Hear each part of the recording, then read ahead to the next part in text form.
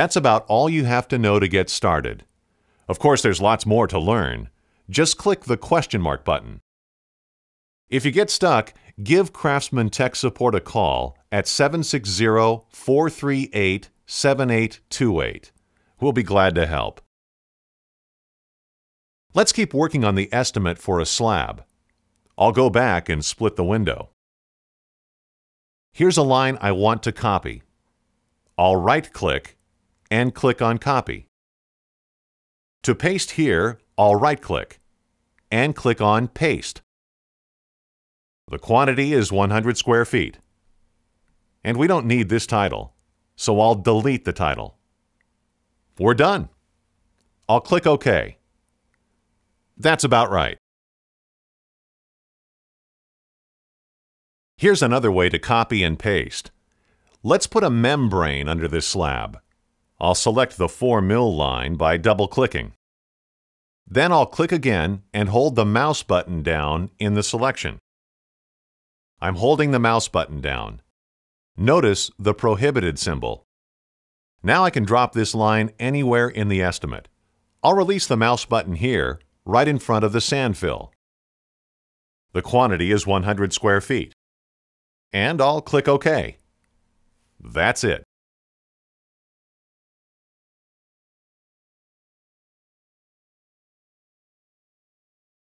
Like most estimators, I prefer using my own wage rates when writing estimates. Well, here's how. First, I'll click on the Estimate Window button so the estimate fills the screen. This is the line I want to change, so I'll double-click on it. I'll right-click on the line and click to change this cost line. And change the hourly wage rate for a building laborer to $30. And press Tab. Here's the new cost, calculated at $30 an hour. We're done here. Notice that labor costs for a building laborer changed everywhere in the estimate. That's handy. Changing the hourly wage for any craft changes the rate for that craft everywhere in this estimate. If you see some cost that doesn't look right, change it. For example, the man-hours here don't seem right to me. I'm going to allow an hour for fine grading. I'll right-click on the line and select Change a Cost Line. I'll press Tab 4 times and change this to 1/100th of an hour. I'll press Tab to check it. That's good. Okay, we're done. Let's make a little change here. We don't need this. I'm going to delete it by pressing the backspace key. Okay, it's gone. If you change your mind, click the Undo button and it's back. But I really don't want this, so I'll press the backspace key and type Vapor Barrier. That makes more sense. You can type anything you want in the estimate. Just click and start typing. Some of your jobs will include items that aren't in the cost book, but it's easy to add both descriptions and costs anywhere in the estimate. For practice, let's add costs for 4 reinforced corners to this estimate. I'll right-click here and insert a text line. We're going to add reinforced corners to this job, so I'll type and press Enter. Now let's add a cost for reinforced corners. We want to insert a cost line below the description, so I'll right-click here and click on Insert a Cost Line. The number of corners is 4, so that's our quantity. Pressing Tab moves to the next box. The measurement is each. I'll press Tab twice to leave the craft code blank and hourly wage at 0.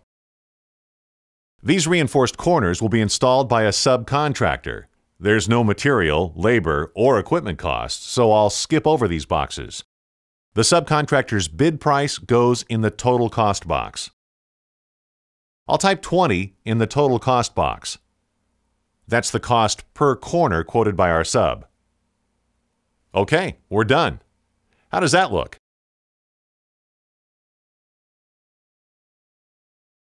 You can add or change lines in the cost book the same way you add or change lines in an estimate. I'll switch to the Costbook window. Some of our jobs require 8 mil polyethylene. There isn't any in the Costbook. So let's add a line. I'll right-click here and click to insert a cost line. This is 8 mil polyethylene. Square foot is okay for the measurement, and I'll use the craft code of BL for building laborer. Man hours are the same as for 6 mil poly. Material price is 7 cents a square foot. The labor cost is filled in automatically, so I'm done. It's in red to show that this is a line I added. You can put all kinds of notes in the cost book, price quotes, phone numbers, anything. To remove anything you added, just select it and press the delete key. It's gone. I like to insert subtotals at the end of each section in my estimate. Let's put a subtotal in Estimate 2. I'll click the Estimate window button to get back to Estimate 2. Subtotals organize your estimates and make them easier to read. You can insert a section subtotal anywhere it makes sense. These subtotals become cost categories when printing bids and invoices. And subtotals become cost category names if you export an estimate to QuickBooks Pro. I'm going to insert a slab subtotal right here. I'll click on the Subtotal button and type the subtotal name. That's better. Let's make a little change to the subtotal we just added. A better description would be concrete slab, so let's change it. I'll right-click on the old subtotal line and select the subtotal option. This is what we want. That's better. Let's put some sales tax in this estimate. Tax goes at the end. I'll right-click and select Tax Rate.